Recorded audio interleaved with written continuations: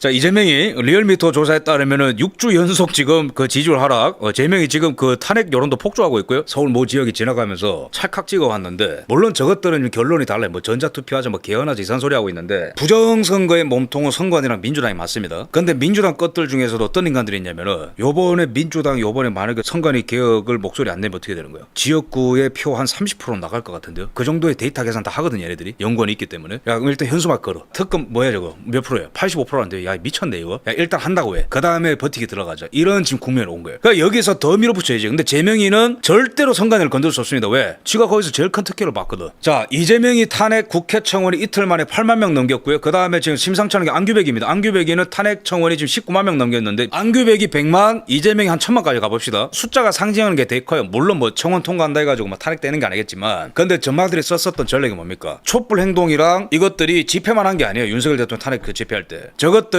탄핵 청원까지도 계속 같이 했어요. 그러니까 숫자로는 뭐 몇만 명이 윤 대통령 탄핵에 찬성한다. 계속 청원 기사 올라와. 그 다음에 집회. 그러니까 이런 효과로 계속해서 여론을 만들어가는 거죠. 우리 똑같이 해야 돼요. 이재명 탄핵 청원 링크 뜨잖아요. 무조건 들어가서 일단 다 클릭하세요. 여당 선관위 특검 당론 추진.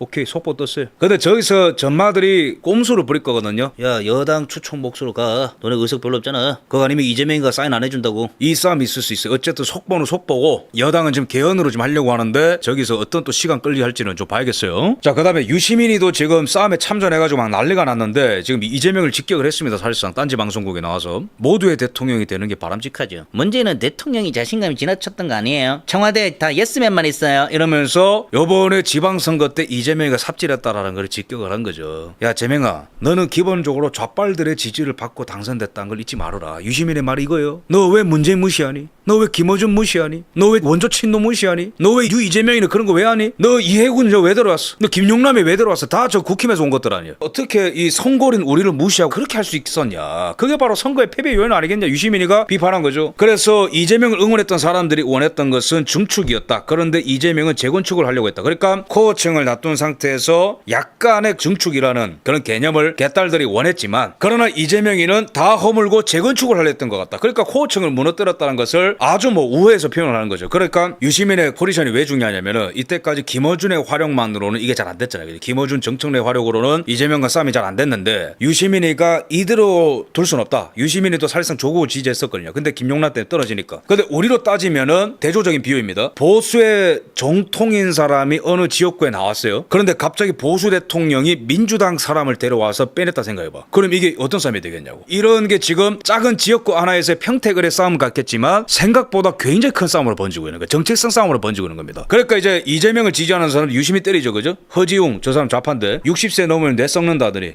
저런 말 하면 원래 다 돌려봤습니다. 유시민 공개 저격. 고민정이도 유시민 직격. 정민철이랑 유시민이가 서로 저격하거든요. 정민철이는 요즘에 뉴 이재명파에서 키워주는 A입니다. 유시민이가 이 정민철을 비판해요. 그러니까 정민철이가 완전히 이재명 따까리거든요 지금. 근데 유시민이가 젊은 스피커라고 말이죠. 이러면서 이 정민철을 직격을 하면서 청와대에서 받은 선물을 그렇게 공개하고 말이죠. 이러면서 막 천하다, 야, 이런 표현을 썼어요. 그 유시민 입장에서는, 야, 내가 그래도 80년대 운동권부터 지금까지 대한민국을 지켜온 그 원조 빨갱인데 네가 뭔데 나서고 있어. 유시민 이렇게 보복을 하는 거죠. 그런데 재명이가, 야, 며칠 전에 정민철의 글을 딱 올렸어요. 그러니까 그만큼 인증마크 박아주는 거지. 이재명이가 민철이 냈고 이러면서 정말 유치한 싸움을 이어가고 있어요 얘네들이. 전당대회가 가까울수록 굉장히 재밌는 일이 많이 일어날 겁니다. 조국도 지금 페이스북에 폭주하고 있어요. 폭주하는 게 뭐냐면은, 갑자기 지난 대선, 지지난 대선에 성적표를 올리면서 이재명이 20대 대선에서는 윤석열 대통령한테 가까스로 졌다. 심상정이랑 만약에 단일을 했으면 이겼을 수도 있다라는 거를 내포하는 거고, 지난 대선 때는 김문숙, 이준석 표 합치면은 이재명이 가까스로 이겼다. 말하는 게 뭐냐면은, 야, 이재명이, 너 내가 앞으로 제3지대에서 대선 후보로 계속 나올 건데 너 내 도움 없이 할 수 있어? 너 어쨌든 너는 과반을 계속 못 넘었던 인간 아니냐라고 조국이 이재명을 조롱한 거예요. 너 혼자 바로 과반도 못 이겼잖아. 근데 너 왜 계속 갈라치기 하니? 너 결국엔 내 도움 필요한데 계속 이딴 식으로 나올 거야? 게다가 기존의 지지층 같은 경우는 윤석열 정권에서 이재명 수사가 부당했다라고 응답해주는 반면, 오히려 뉴 이재명이랑 층은 윤석열 정부에서 이재명 수사는 부당하지 않았다고 응답하면서 조국이 그거 봐라, 원조 친문이 오히려 이재명 편이고 뉴 이재명이라는 자들은 오히려 그렇지가 않다라는 거를 드러내면서, 문재인도 조국도 계속해서 이재명을 비판하는 거죠. 재밌는 거는 오늘 아침 김용민 방송에서 유시민의 통합진보당 시절에 부정경선 논란을 꺼냈다는 거예요. 원래 이거 우파들만 까는 거였어요. 왜냐면 부정선거, 부정경선 얘네들 다 해요. 신영대 같은 경우에는 부정여론조사 돌리다가 배지 날라갔잖아요, 얼마 전에. 그리고 민주당의 그 77만 유령 당원 사건 유명하잖아요, 최근에. 그리고 전라도 한 집에서는 한 집에서 16명 당원이 나왔잖아요. 말이 됩니까 이게? 그 얘네들은 종합 부정 세트예요, 민주당은 원래. 근데 얘네들이 이걸 알기 때문에 서로 잘 얘기 안 해. 근데 제가 말씀드렸죠, 내전할 때 얘네들은 기가 막힌 거 부정을 막 서로 까다가 난리가 난다고. 지지난 대선 때는 이낙연이랑 이재명이 싸울 때 대북송금이랑 대장동이 나왔고, 근데 김용민이가 지금 통진당 시절에 이 부정경선을 왜 꺼내는 거냐면은 유시민이 너 까불지 말라는 거예요. 이재명한테 대들지 말라는 거예요. 김용민은 이재명 편이니까. 이 사건은 뭐냐, 과거에 이정희가 경선기간 여론조사 조작 문자 사건으로 사과한 적이 있어요. 근데 여론 조작이 중요한 게 아니고요, 여론 조작도 문제지만 부정선거를 당내에서 저진 적이 있어요, 통진당이. 원래 북한은 그런 거 잘합니다. 대법원에서 통진당의 대리투표가 유죄 확정된 적이 있었거든요. 근데 사진 보이죠? 유시민이는 통진당의 공동대표란 적이 있습니다. 이게 2012년인데 바야흐로 2012년 대선 기간, 이때가 비례 후보를 고르는 경선을 냈어요. 그러니까 통진당 같은 경우에는 지역구 당선이 불가능하기 때문에 비례 후보를 내자. 그래서 비례 후보 1, 2, 3번 정도가 되면은 비례 후보가 될 줄 알고 굉장히 들떴어요. 그러면 당내 경선에서 비례 후보 최종으로 낙점이 되면은 끝나는 겁니다. 그죠? 그런데 당시에 당원들이 대리 투표를 했는데 말이 대리 투표지 중복 투표를 했어요. 근데 수천 표를 중복 투표했습니다. 어떻게? 전자 투표로 이런 식으로. 주소가 똑같죠. 광클릭을 하는 거예요. A라는 후보를 비례 후보 만들기 위해서.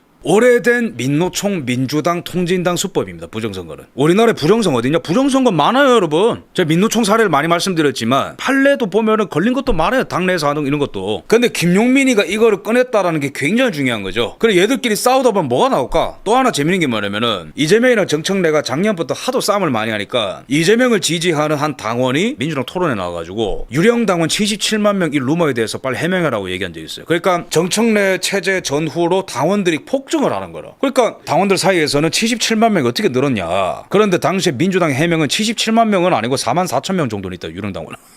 이게 해명이야.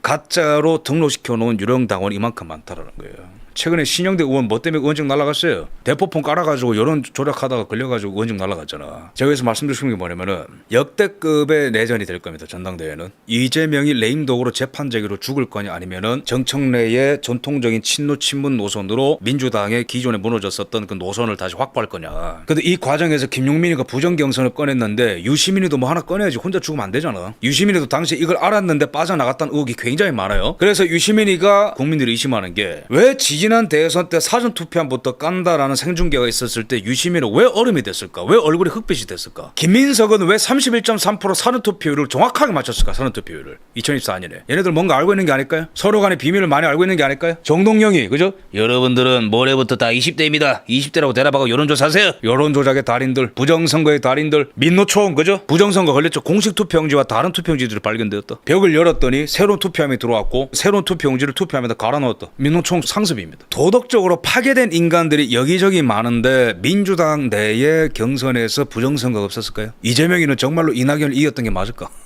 이번에 정청래와 김민석은 정말로 부정선거 없이 깔끔하게 당내 경선할까요? 유시민이는 정말로 뭔가를 몰랐을까요? 알았을까요? 재선거 거부하는 이 민주당의 습성과 이 민노총의 습성이 똑같지 않나요? 현대차 전주공장 노조에서 부정선거 확인됐거든요. 그런대로 얘네들의 결론은 부정선거 맞다. 그러나 재선거는 없어. 문제가 된 부정투표 50여장을 재검표해도 당락에 영향이 없다. 우리나라의 부정선거의 몸통이 좁혀지죠, 그죠? 민노총, 선관위, 민주당. 오랫동안 음지에서 해왔던 이 부정들이 수면 위로 올라오고 있어요. 악취가 지나면 아무리 커다란 맨홀 뚜껑으로 가려도 그 악취는 올라옵니다. 그게 바로 이번에 육선 부정선거예요. 그건 도대체 누가 했냐? 많은 어떤 의심과 정황들이 있었습니다. 그러다 좁혀지고 있습니다. 민노총이 이런 것들을 했구나. 민노총의 위원장 양경수는 북한이 개입해서 그 위원장 만들어가는 거 아닙니다. TV조선 보도 나온 적 있어요. 북한은 민주국가가 아니지. 민주국가를 전복시킬 기술을 갖고 있지. 선관위를 마음껏 해킹하지. 북한의 지능을 받는 게 민노총이지. 민노총은 부정선거를 잘하지. 민노총과 민주당은 한 몸이지. 그럼 민주당은 부정경선, 유령당원, 여론조작의 달인들이지. 그러니까 이러한 수면 아래에서 음지에서 일어났었던 많은 부정행위들을 민주당 이너서클에서 오랫동안 활동해온 사람들은 자기들끼리 뭘 알고 있는 거예요. 그런 것들이 저는 빠바방 터질 때가 되지 않나라는 생각을 하게 됩니다.